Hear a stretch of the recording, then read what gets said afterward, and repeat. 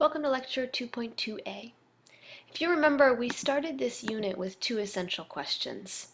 And we spent the last week and a half talking about the first one.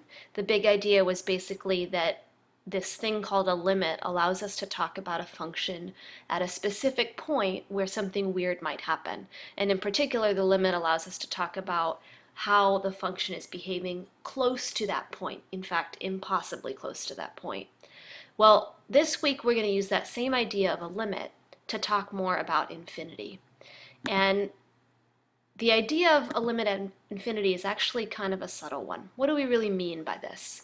First of all, notice there are two different notations we're going to be working with. The notation for positive infinity and the notation for a limit at negative infinity. I'm going to talk about them interchangeably, but when you actually solve limits, it's really important to pay attention to which one you're working with, because it'll affect your answer. When we say the limit as x approaches infinity of f of x, we're basically asking what happens to the output of this function as x gets closer and closer to infinity. Well, if you think about what that means, close to infinity really just means really large. Infinity is that largest number, and in fact it's not really a number because it's the idea that you can always get a larger number. So immediately this is going to be a different kind of limit solving situation because you can't plug in the c value. There's no number infinity that you can plug in the way we might have last week when dealing with a polynomial. What you can do is you can use this idea and a lot of the tricks you already know. For example, you already know that if we want to figure out what's happening to y as x gets large, we're basically just going to plug some numbers in. So I've got an xy table. Here's my first function. I'm going to choose some numbers for x, and then I'm going to watch what happens to y as I plug them in. And I'll just start with a simple number here. We'll start with 1. If I plug in 1 to this function right here, I'm going to get 9 over 1 minus 4 plus 5. Following order of operations, 1 minus 4 is negative 3, 9 divided by negative 3 is negative 3, and negative 3 plus 5 is 2. Now, I'm really not interested in just this one y value. I'm interested is as x gets really large. So after 1, I want to try a larger number. And the trick is you probably want to take kind of a leap here. So I might try 10. And after 10, maybe I would try 100 and then 1,000, because really infinity is way out there. We don't just want to see 1 and 2 and 3. Now you probably realize right now that it's going to be a lot of work to work all of this out, and there's a quicker way to do it. Grab your graphing calculator and set up a table. When you come back together, we'll look at what these values are going to equal. So you probably just put your y function right here, and you should double check that you have your table set up correctly so that the independent variable is asking you, but the dependent variable is automatically calculated. And if you look at your table, we can start to answer the limit question. As x gets really, really, really big, the y values get closer and closer to 5. So that's actually going to be the estimate for my limit. Now, I don't know that the limit is 5 for sure. I'm making a guess. But it's a pretty reasonable guess once you see some numbers in a row that are that close. We can do the same thing for the second limit here, only recognize that this time we're going to negative infinity. What kinds of numbers do you think we're going to be plugging in if we're going to negative infinity? Right, so hopefully you guessed that we're going to be looking at negative numbers. Here's my function in the graphing calculator. And when I go to my table, I'm going to start with negative 1. And then I'm going to go to negative 10.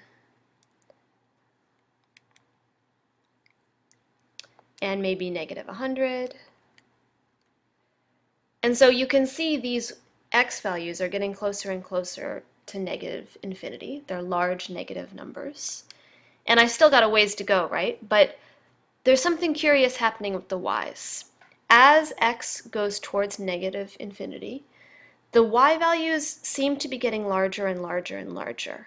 They go from 2 to 299, and then this 3e6 is really 3 with 6 zeros. That's scientific notation, so that's a really large number. Well, when you see this happening in the y, this is really different than the last table we looked at. At the last table, these numbers at the bottom were all very close to each other. Here, the more we change x, the y values continue to change. They're not getting close to any one number. So actually, this second limit doesn't exist. And the reason it doesn't exist is because the y values aren't getting closer to a specific number. And that's going to be really common with limits at infinity. So don't think you did something wrong just because you don't see the y values approaching a number. Most likely, the answer is the limit doesn't exist. We can do all these same checks graphically. So let's take a look at Desmos. These are the same two functions, and I'm going to graph the first one right here. Maybe you could even have predicted what it looks like. Here's my normal zoom window. You recognize the shape because it's a reciprocal function. Well, remember graphically, when we talk about limits, we're saying as x goes in this direction, the positive infinity direction is to the right of the graph. So instead of zooming in, I'm actually going to have to zoom out. And I want to zoom out farther and farther and farther so that I can start to trace the x values as they get larger and larger and larger. And as we do that, if we continue looking on the right-hand side of the graph and zooming out farther and farther and farther, what you notice is the height of the y value of this function is getting really, really, really, really, really low. In fact, it seems to be almost straight. Now it's a little difficult with this zoom window to see where it is, but when I zoom back in, you're going to recognize that this is approaching right about here, which turns out to be 5 actually, and that confirms the answer we got before. For the second function, we were looking at the limit approaching negative infinity. So when I switch the graph, instead of looking on the right-hand side, we're actually going to zoom back out and we're going to look on the left-hand side, because this direction going towards this edge of the graph is the direction where x is approaching negative infinity. And this second graph, remember that we concluded the limit doesn't exist. Well, that's because the more I trace this function to the left, the more the y value changes. It just continues to change no matter how far I zoom out. And as I go farther and farther, notice that I'm actually going this direction. The y values never really stop at any given number. They continue to change. And so that's a limit that doesn't exist when you're looking at it graphically. Here's a couple for you to think about. Use any strategy you know to estimate these limits. When you come back, we'll talk about the answers that I got. So the limit as x approaches negative infinity of x minus 3 over x squared plus x minus 12 is approximately 0. And I actually did this using the graphing calculator, and you can see my table right here. Notice that the negative 1e negative 4, what that really means is negative 1 times 10 to the negative 4. So it's actually 4 zeros. It's a decimal point, then 4 zeros, and then a 1. So these numbers are not just getting smaller and smaller and smaller, they're actually getting closer and closer and closer to 0 from the negative direction. We can see this graphically if you graphed it. As I move this way on the graph, x gets closer to negative infinity, and the y values of these points get really, really, really close to 0 right here. They never cross it, but they get really, really close to 0. If you didn't get this one right, take a moment and try a different strategy for b. When you come back, I'll show you the answer. So the second one, the limit as x approaches positive infinity of x over the square root of x squared plus 1 is actually positive 1, or at least we estimate it to be. Graphically, this is a funky looking graph, but as you move to the right, x gets really large. The y values approach positive 1. Here's the table if you wanted to do it numerically. And notice I kind of threw in some funky x values there. You don't have to do the same x values every time. All that matters is that they are getting larger and larger and larger, and then you can look over to the y's and see that they are getting closer and closer and closer to 1 sure enough. The last one, if you haven't already taken a moment to think about it, do so now. The last one I think is probably the one that tripped people up. The limit as x approaches negative infinity of sine actually doesn't exist. And maybe this should motivate you that this isn't all incredibly simple, because you may have gotten a number in your graph that looked like it was going to be a real limit for you. Maybe your table threw out a +1 or something in particular. But consider for a moment what we know about sine, even without looking at a table. The sine function does this. And as we go to negative infinity, we go this way. The sine function continues to wiggle. It goes up and down forever. So the y values of the sine function never get closer to a single point the way this function and this function do. They continue to change, which is exactly the definition of a limit that doesn't exist. The y values continue to change no matter how small the x values are. So all of this has just been estimating. You're probably wondering about how do we actually prove the limit? That's what's next. Unfortunately, because infinity is so weird, the two huge strategies we had from last week aren't going to work. We can't plug in because infinity is not a number, and we can't use one-sided limits because infinity only has one direction.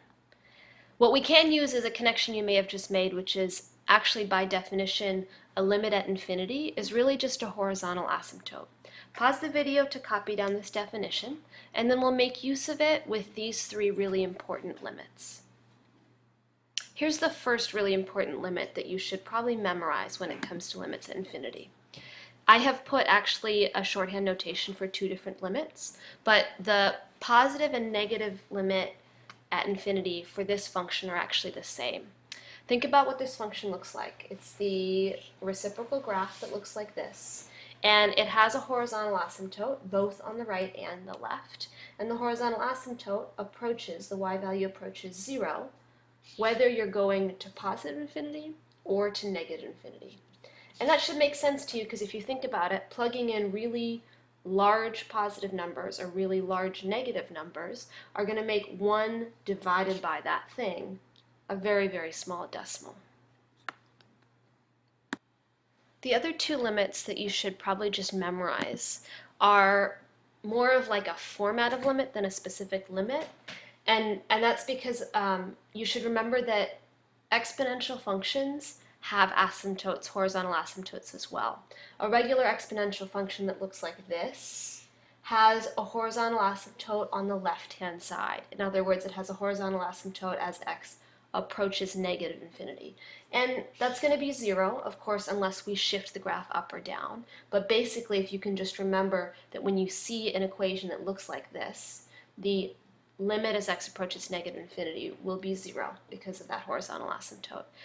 If the number inside the parentheses, the base of the exponent, is a decimal, however, the graph isn't growth anymore. It's exponential decay, which looks like this. And so it has a horizontal asymptote only on the right-hand side. In other words, only as x approaches positive infinity. Again, if we don't add anything to the back of this function, the asymptote is at 0, the y-axis. The y value approaches the axis right here. These two are just examples. The ones that I've written on the side are just reminders to you.